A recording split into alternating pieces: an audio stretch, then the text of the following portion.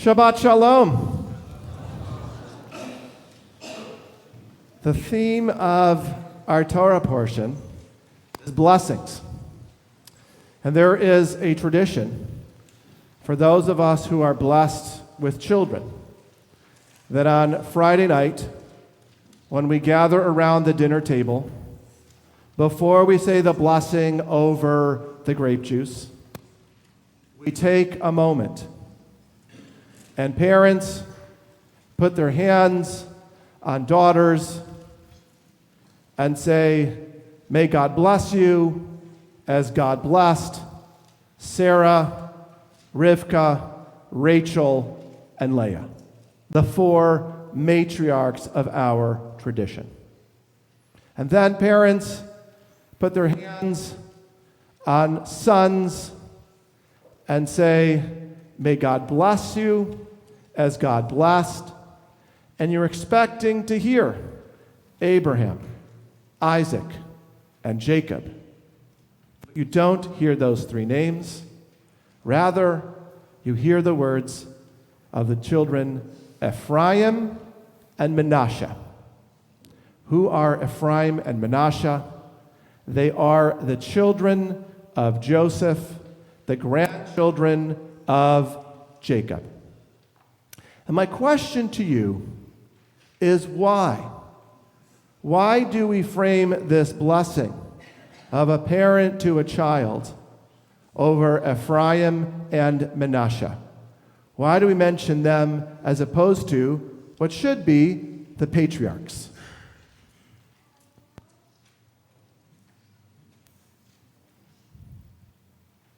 Makes complete sense to everyone? Oh, of course.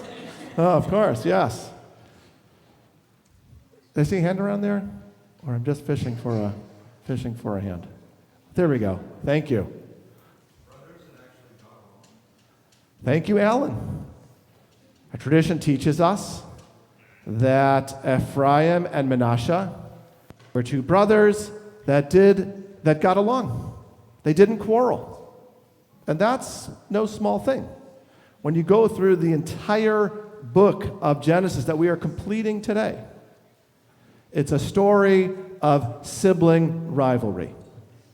Begins with Cain and Havel, continues with Abraham and Ishmael, and then, Isaac and Ishmael, and then Jacob and Esau. And then the reason why right now in the Torah portion, one of the main reasons that they are in Egypt is because of the jealousy and envy that took place amongst the brothers of Jacob. And all of a sudden we have two siblings, no quarrels. And I think what Alan is saying is one of the reasons which we choose these two is because we look to our two children and say, "May you just get along." And those of us that have children know that that is no simple request that we make of the Holy One.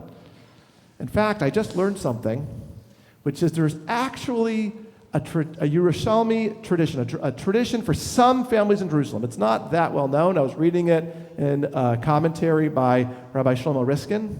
It's going to sound crazy. That for some families in Jerusalem, children do not come to the funerals of their parents. And why? Because they are concerned that it'll be a source of argument over the inheritance and things like that. So they just don't come, and we won't risk that. Now, obviously, we don't practice. Many of us, I'm not aware of anyone here that practices that. But the idea that there would be a sensitivity to such envy and feelings highlights the power of this blessing, which is that we are mindful of the gift when our children get along. Okay, what's one?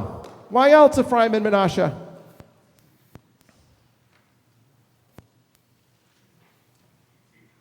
Why not Abraham, Isaac, and Jacob? I feel like I've stumped the crowd here. Okay. before I share some ideas of my own, last chance. Or maybe I'll share something and you'll want to respond to my comments. Sorry, yeah. I think I have an idea, maybe.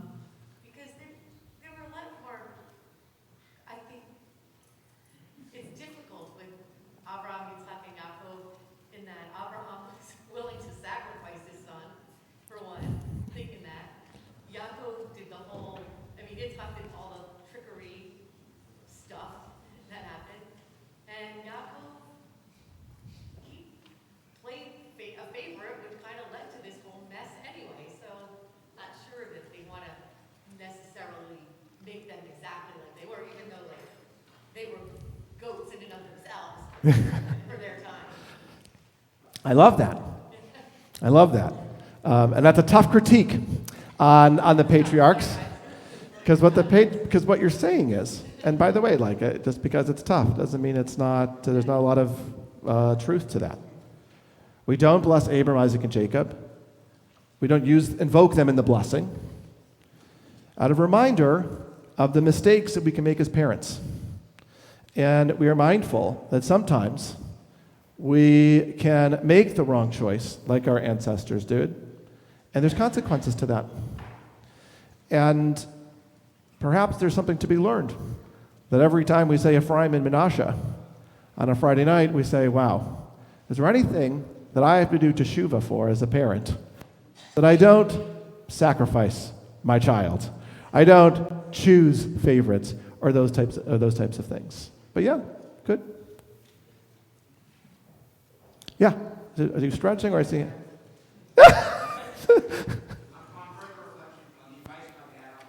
Go for it. We're all family here. My dad says because the two sons of Joseph were more successful than the others of the other tribes. They were keyed into the northern part of Israel during that biblical period. And separately, although Joseph has many other brothers, the Levites get no share themselves. That's how you have 12 tribes in total. Very nice. Well, I'm glad your dad gave you permission to share that, because that's a really nice piece of Torah. Thank you very much.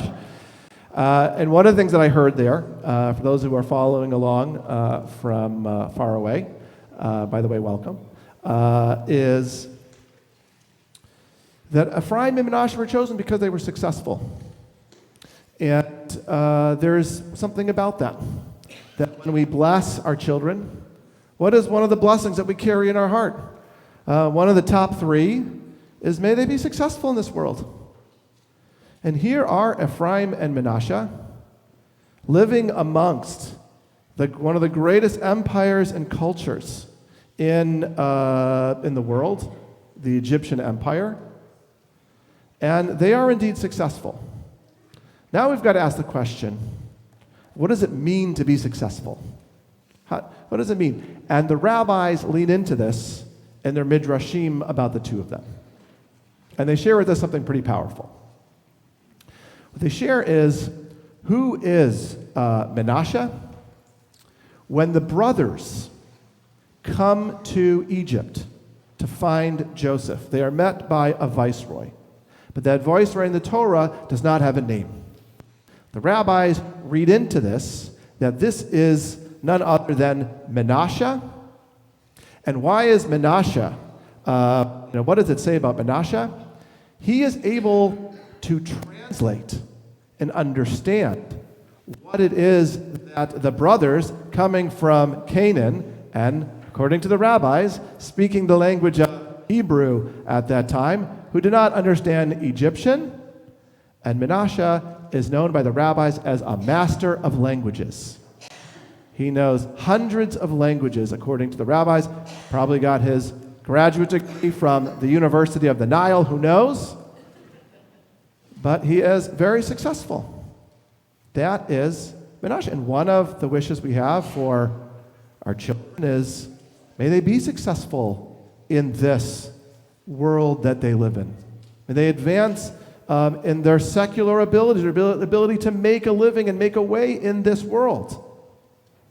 One of the things that we are commanded as parents, according to the Talmud, is to teach our children how to swim.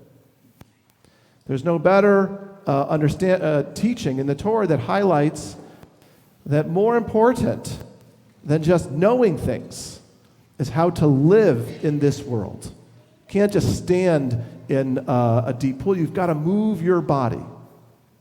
And the rabbis have a sensitivity that we want our children to move in this world. In order for that to happen, they need to have a skill set. And Menashe embodies that, this amazing secular education. Ephraim. Again, we're unpacking success here. Ephraim, in this week's portion, when they need to find out, they learn that Jacob is ill. Jacob is back in Canaan, and a messenger comes to tell the brothers in Egypt that Jacob is not doing well. Who is this messenger? They say it's none other than Ephraim. And what is Ephraim? Why is Ephraim there? Because Ephraim is in the tent of his father Jacob, and they are studying Torah. Ephraim goes to yeshiva, and he becomes a master of Torah. And when we're talking about what it means to be successful, the rabbis now raise up both of these children. One is successful in secular education, one is successful in Torah, and it says the two of these are the same. Both of them are successful. And they're teaching us as parents that it is something to celebrate, to have a child be successful secularly in this world, and that also something special for a child to be able to have a very strong knowledge of Torah. And I'll add one more thing about that, which is our rabbis also say that why were Ephraim and Menashe chosen for the source of blessing? Because they maintained their Jewish identity even in Egypt. And putting these two interpretations together, what we learn is that you can have a strong Jewish identity in a secular world, even if you're not a master in Torah, and you can also live amongst the greatest empires in Egypt successfully and have a Torah yeshiva education. That's what we are one of the things we're reminded of when we say, may you be blessed like Ephraim and Menashe. Okay, anyone else? I have a few more. Why Ephraim and Menashe? Anyone else?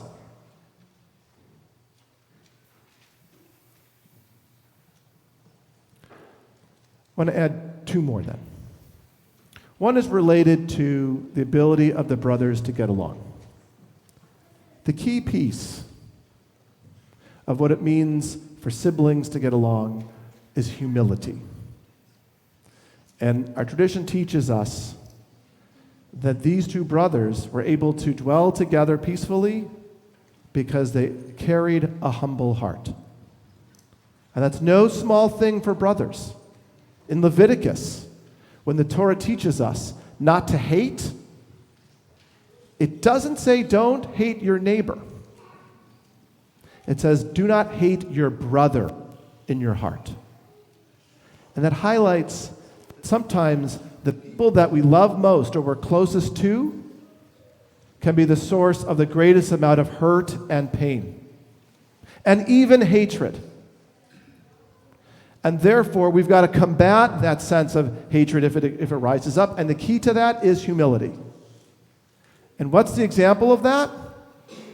None other than Menashe.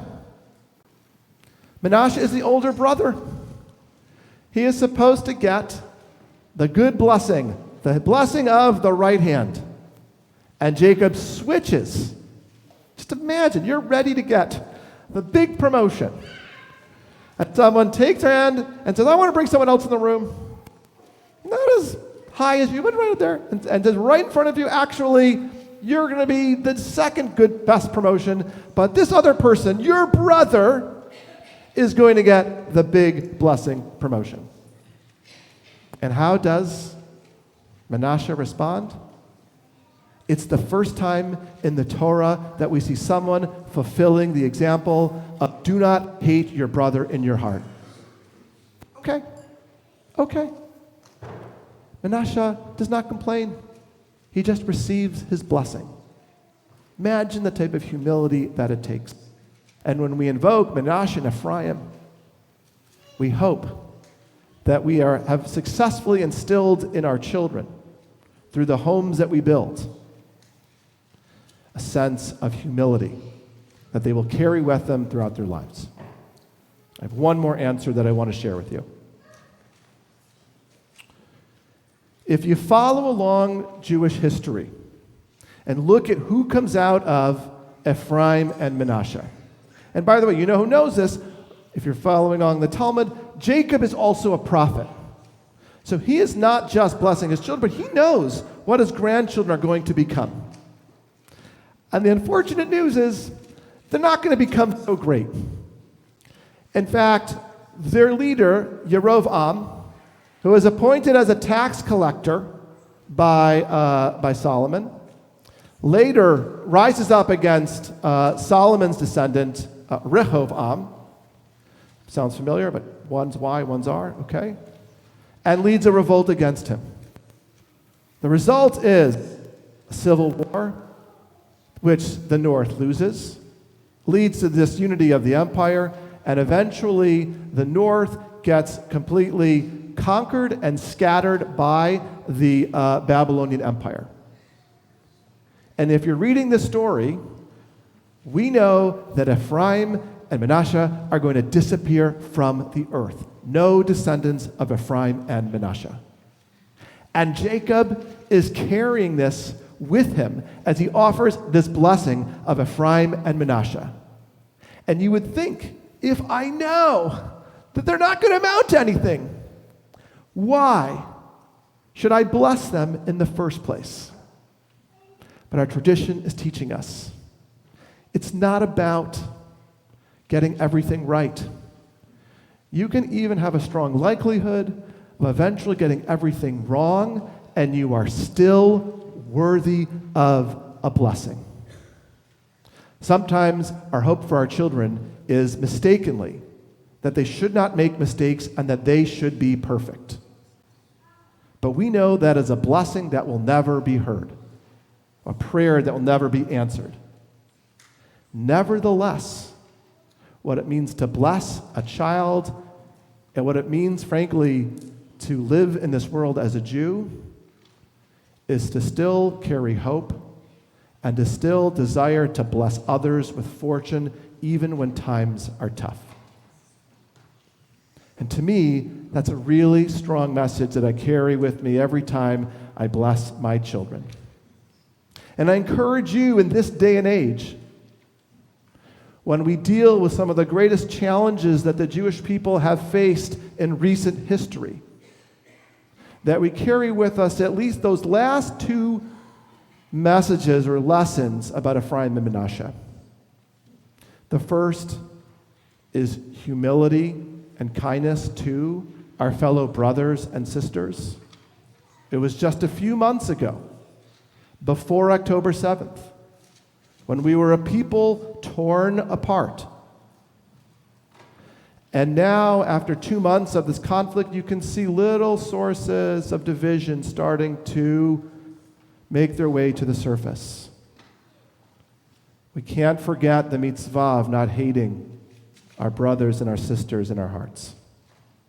And secondly, even though there might be dark skies and challenging moments ahead, we still have to carry in our hearts, like Jacob and all of his descendants, all of the Jewish people, a hope that tomorrow will be better.